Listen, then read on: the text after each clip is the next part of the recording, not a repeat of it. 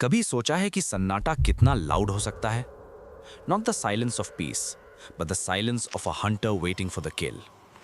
आज मैं आपको उस रात की कहानी सुनाता हूं जब इंडिया ने बिना एक शोर मचाए दुश्मन का नामो निशान मिटा दिया। ये कहानी है ऑपरेशन सिंदूर की, और ट्रस्ट मी, इसका एंडिंग आपको शॉक कर देगा। अप्रैल 22 बाइसरन वैली, जब 26 मासूम लोगों की जान गई, पूरा देश रोया। हम टीवी स्टूडियोज में चिल्लाए, ट्विटर पर हैशटैग्स ट्रेंड किए, गुस्सा दिखाया। लेकिन उस वक्त 17,000 फीट की ऊंचाई पर, जहां हवा में ऑक्सीजन कम और मौत का डर ज्यादा होता है, वहां शोर नहीं था। वहां एक अलग ही गेम चल रहा था। और सबसे शॉकिंग बात, असली मैजिक तो धमाके में नहीं था। असली मैजिक तो उसके बाद हुए 25 मिनट में था, जब पूरी इंडियन आर्टिलरी हवा में घुल गई, जैसे थे ही नहीं। वो कैसे? वो मैं आपको लास्ट में बताऊंगा। पहले समझो कि ये सब शुरू कहां से हुआ। नॉर्दर्न कमांड का वॉर रूम कोई फिश मार्केट नहीं था। वहां टेबल पर मुक्के नहीं मारे जा रहे थे। वहां बस कंप्यूटर्स की लो हमिंग थी, एन्क्रिप्टेड स्क्रीन्स की चमक थी, और मार्कर पेन्स की आवाज थी जो कोऑर्डिनेट्स लिख रहे थे। लेफ्टिनेंट कर्नल बिष्ट वहां खड़े थे, गुस्से में नहीं, कैलकुलेटेड मोड में। उनका काम था एनिमी को रीड करना, उनकी थर्मल सिग्नेचर्स, उनकी शैडोज, उनकी हर छोटी सी मूवमेंट।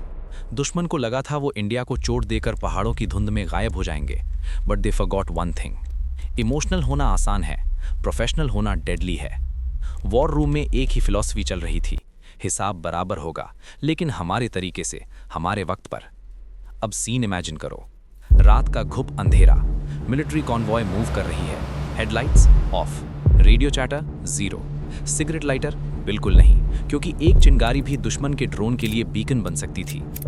19-20 साल के लड़के, जिनके हाथ में कुछ साल पहले क्रिकेट बैट होता था, आज वो 15 टन आर्टिलरी ट्रक्स ड्राइव कर रहे हैं। रास्ता, एक तरफ पहाड़, दूसरी तरफ 1000 फीट गहरी खाई।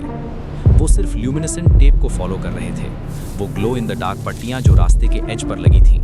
एक गलती और सीधा नीचे। मैं आपसे पूछता हूं, अगर आप उस ड्राइवर सीट पर होते तो कितनी देर तक अपनी नर्व कंट्रोल कर पाते? 5 रातों तक इन घोस्ट्स ने ये किया, बिना एक आवाज के। पहले जमाने में आर्टिलरी का रूल सिंपल था, फायर एंड होप, मतलब बहुत सारे गोले बरसाओ और दुआ करो कि कुछ तो लगे। लेकिन ये वो इंडिया नहीं है बॉस। यहाँ नया रूल है, 1 shell 1 target 1 result. 155 mm GPS guided Excalibur shells, हर गोले की ट्रैजेक्टरी सैटेलाइट से प्रोग्राम्ड, और हर शेल पर एक इनविजिबल नाम लिखा था, बाइसरन, उन 26 लोगों का नाम। May 7, घड़ी में वक्त हुआ 0105 आवर्स। कमांड आई, सिंपल, ठंडी, मर्सिलेस, कमेंस।